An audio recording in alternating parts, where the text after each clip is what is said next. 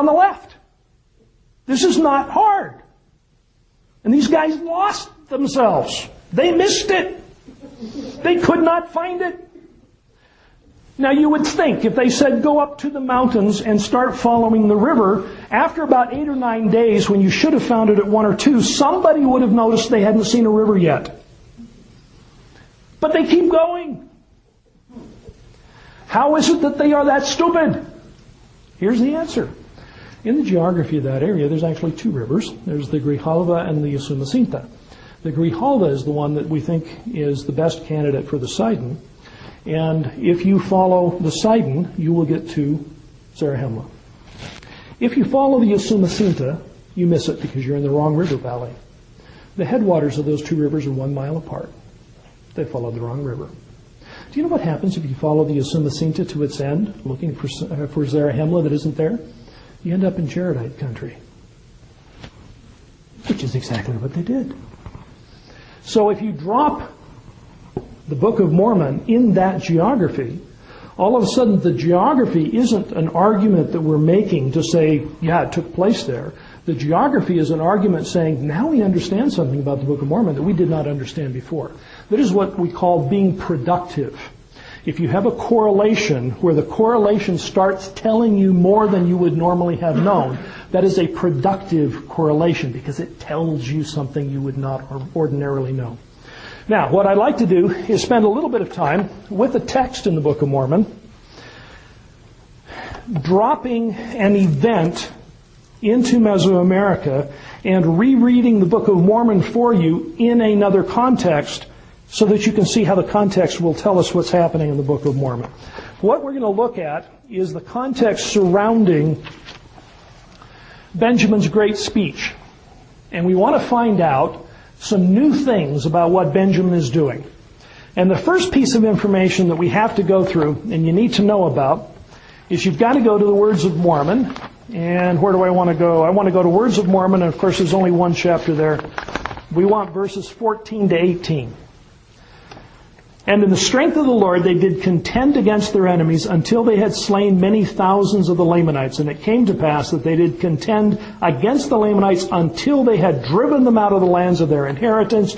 And it came to pass that after there had been false Christs, and their mouths had been shut, and they had been punished for their crimes, and after there had been false prophets and false preachers and teachers among the people, and all having been punished according to their crimes, and after there having been much contention and many dissensions away unto the Lamanites, behold, it came to pass that King Benjamin, with the assistance of the holy prophets who were among the people, for behold, King Benjamin was a holy man, and he did reign over his people in righteousness, and there were many holy men. Anyway, it says he did... where's the one? Anyway, the result of all this is he has peace in the land. Okay? So there's the story. Here's the backstory on this. First of all, you have a war with the Lamanites and they beat them back. And then after that, you have problems. Now, we tend to lump all of these problems and say that the Lamanites caused them, but that isn't what the text tells us. It says, we beat back the Lamanites, and then we had problems. Now, they have some specific problems. One of them is they have false Christs. Well, you know, in New Testament times, you can get a false Christ because you already had one. How do you get a false Christ if Christ hasn't shown up? If you don't know enough about him to know who he is, how do you get a false one? Well, in the Book of Mormon, Christ, or the Messiah, is their God. And if you have a false Christ, you have a false God. Is there something in Mesoamerica that can tell us why we would have false gods and false prophets? And the answer is, absolutely, they're around all the time. In Mesoamerican religion, you would have what they call God impersonators.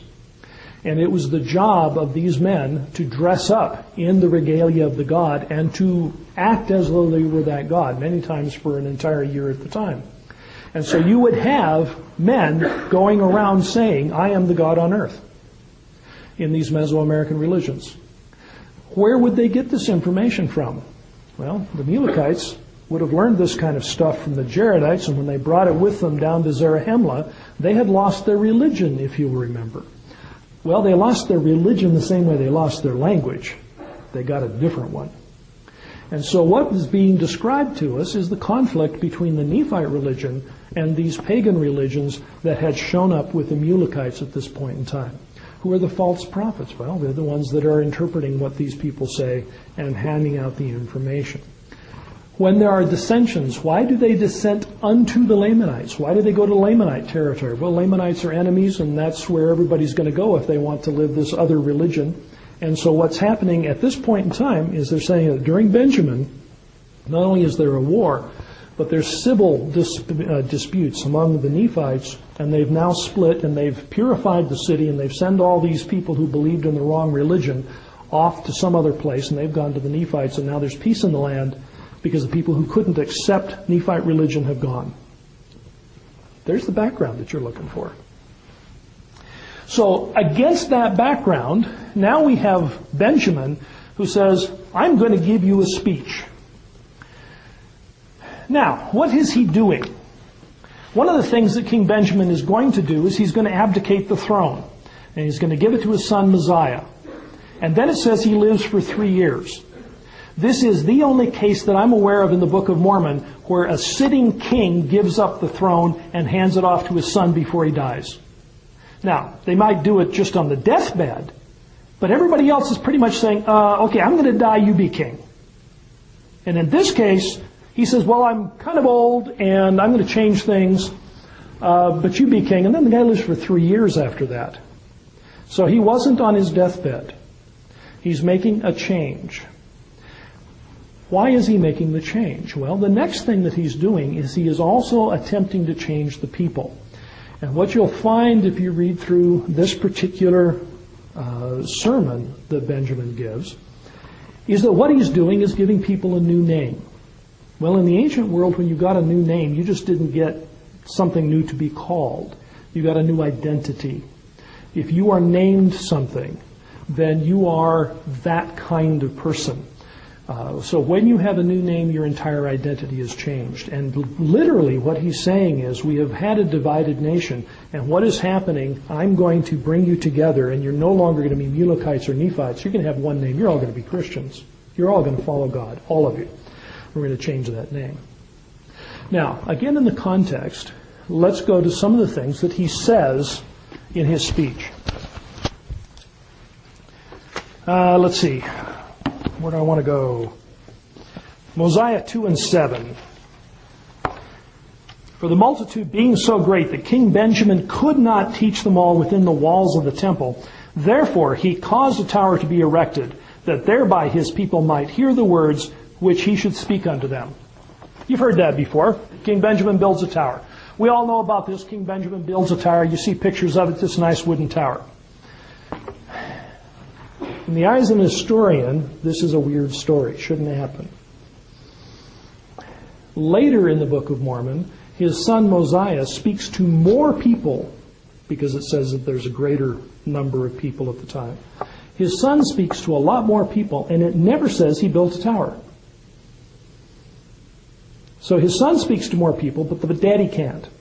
Secondly, it is inside the walls of the temple, and then he builds it. Next thing is, he didn't plan to. This wasn't what he thought was going to happen. He was surprised. More people showed up than he thought they would. And he said, oh, darn, they're not going to hear me. I'll build a tower. So how is it that the tower is important for Benjamin and isn't important for Mosiah? Well, if you are inside the walls of a temple inside of Mesoamerica, you are standing somewhere near the foot of a Mesoamerican temple or a pyramid temple. And what every Mesoamerican culture has done to speak to the people is walk up the steps of the pyramid. And they were actually pretty good acousticians. In Chichen Itza and in Tikal, you can go up to some of these towers and stand up on the steps and speak in a normal tone of voice, and everybody out in the plaza can hear you. They were very good at doing this. And so if you wanted to speak to a lot of people, you would walk up the steps. I will guarantee you that the pyramid was there when Mosiah spoke, and he just walked up the steps and did what you normally do.